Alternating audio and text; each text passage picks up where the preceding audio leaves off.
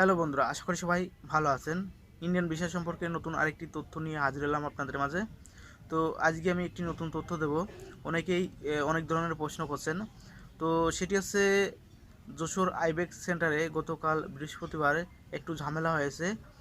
তো এই জন্য কিছু তথ্য আপনাদের মাঝে না দিয়ে পারলাম না। তো গতকালকে যশোর আইবেক্স সেন্টারে একটু পাসপোর্ট ওঠানোর জন্য একটু ঝামেলা হয়েছে, অনেকেরই ভিসা লাগছে না, এই জন্য কিন্তু তারা ম্যানেজার অফিসে গিয়ে একটু ঝামেলা করেছে। তো ইন্ডিয়ান ভিসা নতুন করে আবেদন করতে পারছেন না, সকলেই জানেন যে নতুন করে ভিসা আবেদন গ্রহণ করছে না, ভিসা দেবে না। তো যে সকল পাসপোর্ট জমা ছিল সেগুলোই এখন নতুন করে আপনার ফেরত দিচ্ছে। অনেকেরই ভিসা দিচ্ছে, অনেকেরই ভিসা দিচ্ছে না। তো গতকালকে যশোর আইবেক সেন্টারে এই নিয়ে একটু ঝামেলা হয়েছে। তো সামনে খুব দ্রুতই কিন্তু নতুন করে আবেদন করতে হয়তো পারতেন, নতুন করে ভিসা জমা নিত। কিন্তু যখন একটি আপনার ভিসা সেন্টারে যখনই একটু নিরাপত্তা দিচ্ছে বা একটু সুবিধা হচ্ছে যে নতুন গ্রহণ করতে পারে বা কথাবার্তা হচ্ছে, তখনই কিন্তু ভিসা সেন্টারের মধ্যে কিছু না কিছু ঝামেলা হচ্ছে, হঠাৎ করে আন্দোলন করছে, হঠাৎ করে ঝামেলা করছে। তো যার কারণে ভিসা সেন্টারগুলোতে কিন্তু উপরে হাই কমিশনারের অভিযোগ জানাই, তো এই সমস্যা আছে। তো যার কারণে কিন্তু আবেদনগুলো আবারও হয়তো পিছু হয়ে যেতে পারে। তো অনেকেই, কিছু কিছু লোক আছে যে একজনের কারণে 10 জনের নষ্ট হয়, সেই ব্যাপারে কিন্তু এমনটাই ঘটেছে। তো আপনার কিছু কিছু লোকের জন্য হাজার হাজার লোক যে ইন্ডিয়ান ভিসা, মেডিকেল ভিসা নাই, ট্যুরিস্ট ভিসা নাই, সেগুলো কিন্তু সমস্যায় পড়তে যাচ্ছে। তো আপনারা অনেকেই জিজ্ঞেস করছেন, ভাই যে ইন্ডিয়ান নতুন ভিসা আবেদন কবে করা যাবে? তো দ্রুত করা যেত, কিন্তু যে সকল ঝামেলা আছে ভিসা সেন্টারগুলোতে, তাতে হয়তো আবারও পিছিয়ে যেতে পারে। কারণ প্রত্যেকটা ভিসা সেন্টারের খবর কিন্তু উপরে হাই কমিশনারের অভিযোগ জানাই, বা কী কী ঘটছে বা কী কী সমস্যা আছে এই মুহূর্তে কিন্তু অভিযোগ জানাই। তো যার কারণে আবারও পিছিয়ে যেতে পারে, কারণ সব জায়গাতেই কিন্তু নিরাপত্তাহীনতায় ভুগছে।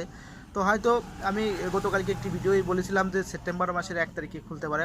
তো 1 তারিখে না খুললেও হয়তো পিছিয়ে যাবে কিছুদিন, কারণ গতকালকেও কিন্তু ঝামেলা হয়েছে ভিসা সেন্টারে।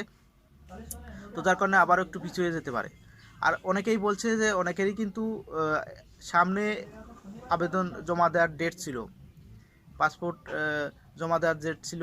অনেকেই কিন্তু অনেক পুরাতন আবেদন করেছিল 2-3 মাস পরে। ঢাকা যমুনা ফিউচার বাদে, পার্ক বাদে অন্যান্য জায়গা কিন্তু আপনার 2-3 মাস পর জমা দেওয়া যেত, সেগুলো কিন্তু এখন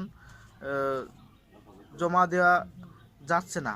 আপনাদের যতই ডেট থাক আবেদন করার, যদি মোবাইলে SMS আসে বা আবেদন করার অ্যাপয়েন্টমেন্ট ডেট নেওয়া থাকে, তবুও কিন্তু আপনারা জমা দিতে পারবেন না। তো পরবর্তীতে মোবাইলের SMS এর মাধ্যমে কিন্তু জানিয়ে দেওয়া হবে। অনেকেই কিন্তু এই বিষয়টি নিয়ে প্রশ্ন করছে।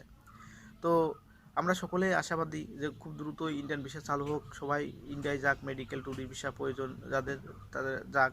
তো যে সকল সমস্যাগুলো হচ্ছে এই কারণে কিন্তু আবারও পিছিয়ে যেতে হচ্ছে। তো আরেকটি বিষয় আছে গেদে বেনাপোল বর্ডার, এগুলো নিয়ে অনেকেই প্রশ্ন করছে। এখন কিন্তু প্রতিদিন গেদে বেনাপোল বর্ডার হয়ে ইন্ডিয়ায় মানুষ যাচ্ছে, ট্যুরিস্ট ভিসা, মেডিকেল ভিসা, অন্যান্য ভিসা নিয়ে কোনো সমস্যা হচ্ছে না, আপনারা সহজেই যেতে পারবেন। তো এখন টাকার রেটটা একটু কম আছে, হয়তো সামনে বাড়তে পারে। দেশের যে অবস্থা তাতে সামনে আস্তে আস্তে স্বাভাবিক হলে হয়তো টাকার রেটটা আবার বাড়তে পারে। তো যাই হোক, ইন্ডিয়ান ভিসা নতুন করে এখন এই মুহূর্তে জমা দেওয়া যাবে না। আপনার যদি ডেট থাকে তবুও জমা দিতে পারবেন না। আপনার মোবাইলের দিকে লক্ষ্য রাখুন, পুরা নতুন করে আবারও অ্যাপার্টমেন্টের ডেট দেবে, সেই দিনকে আপনি জমা দিতে পারবেন। তো অনেকেই ঢাকা যমুনা ফিউচার পার্কে অনেকেই পাসপোর্ট ফেরত দিয়েছিল, ভিসা দিইনি। তাদেরকে হয়তো কি হবে না হবে, হয়তো 10-15 দিন টাইম নিয়েছে, এর মধ্যে হয়তো জানা যাবে। যখন জানতে পারবো যে তাদের ভিসা না দিয়ে পাসপোর্ট ফেরত দিয়েছিল, তাদেরকে আবারও জমা নিয়েছে, তাদের ভিসা দিয়েছে কি না দিয়েছে সকল বিষয় কিন্তু আপনার পরবর্তী ভিডিওর মাধ্যমে জানাবো। যাই হোক, ভিডিওটি যদি আপনাদের ভালো লাগে লাইক কমেন্ট শেয়ার করবেন এবং আমার চ্যানেলটি সাবস্ক্রাইব করবেন। আমি ইন্ডিয়ান ভিসা সম্পর্কে তথ্য সবার আগে দিয়ে থাকি।